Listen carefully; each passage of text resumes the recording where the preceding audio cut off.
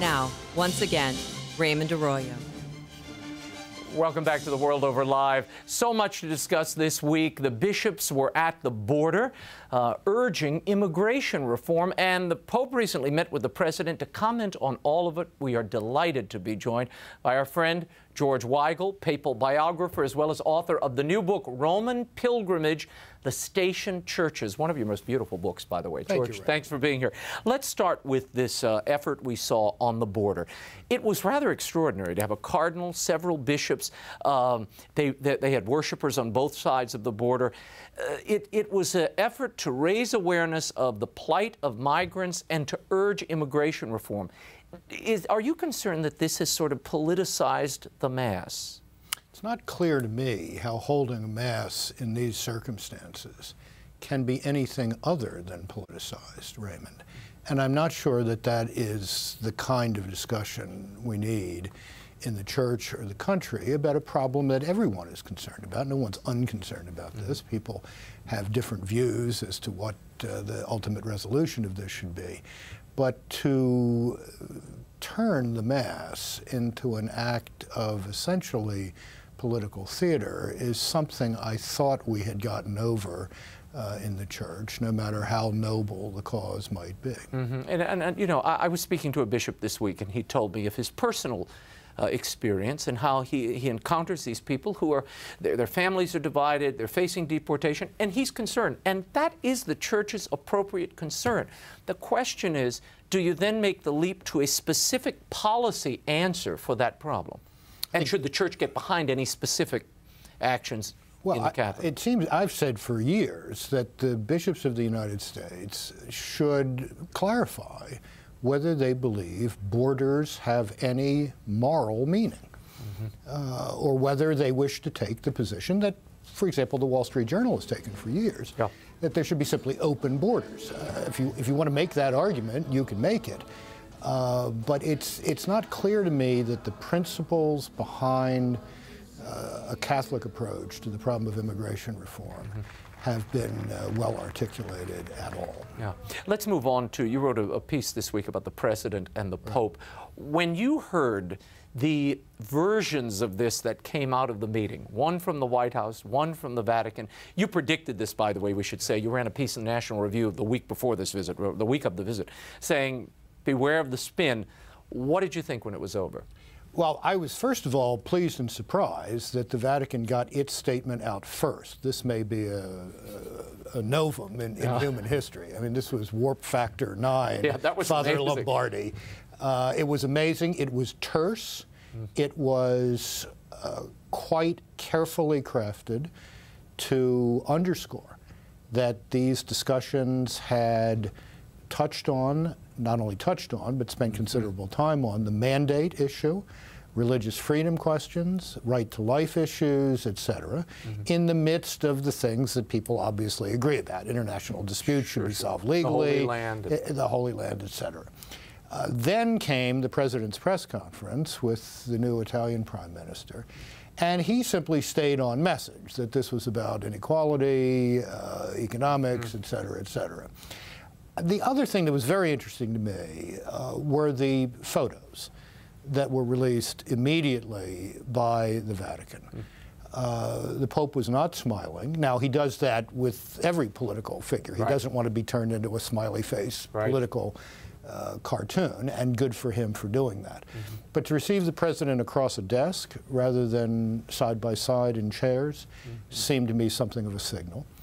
The official portrait with the entire presidential party, including the Secretary of State, Mr. Kerry, National Security Advisor, Dr. Rice, and the President smiling in an almost giddy way, with the Pope looking down and not smiling, seemed to me to suggest that there were real issues of consequence discussed here.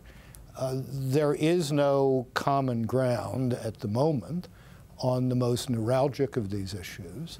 And the administration's effort to enlist the Vatican against the bishops of the United States on the mandate issue had utterly failed.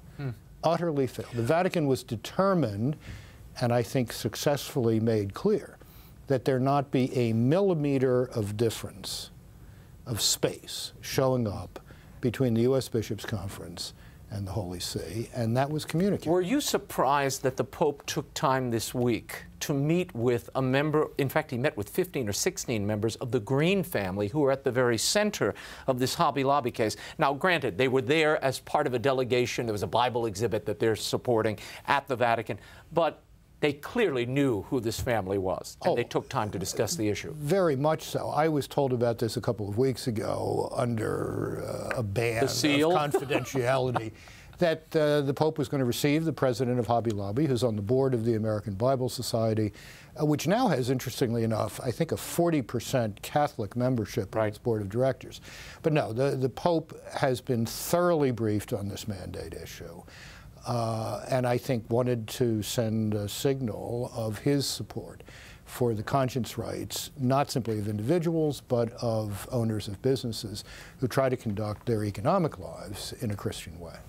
Let's talk for a moment about something we've heard so much about, certainly on this broadcast. We've had Cardinal Burke on here several times, addressing Cardinal Walter Kasper's suggestion that the Church at this upcoming synod, and George, everybody I talk to keeps saying, this synod is going to be a moment that will define not only this pontificate, but perhaps the era in which Francis occupies, because we could see a change, or so they're suggesting, in the way that the Church reaches out to those who are divorced and remarried. Do you see that as a possibility?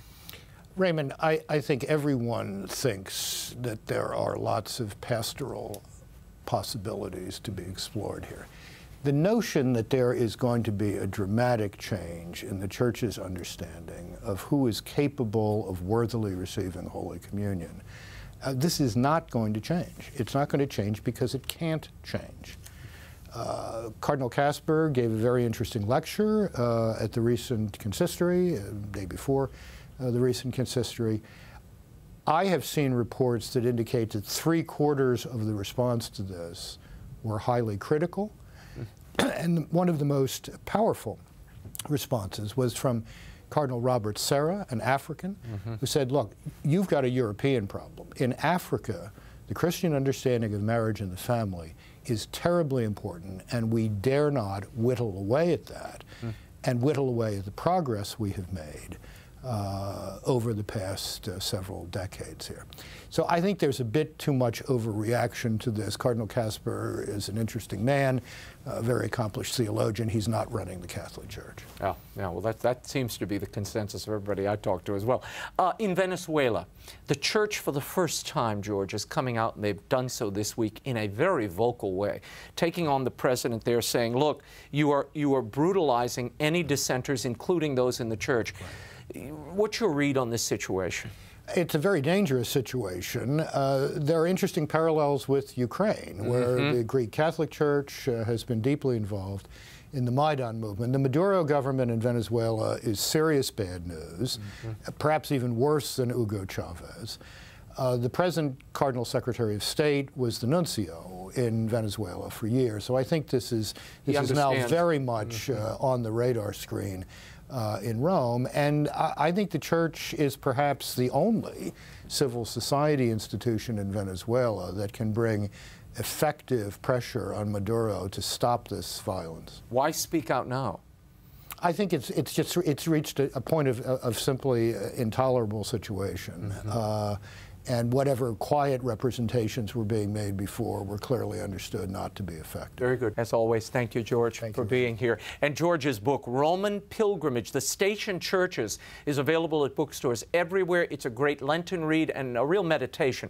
And another recent offering, Evangelical Catholicism, which came out last year, will be out in paperback on April 22nd. You can keep up with George Weigel's always insightful columns at the Ethics and Public Policy Center, eppc.org.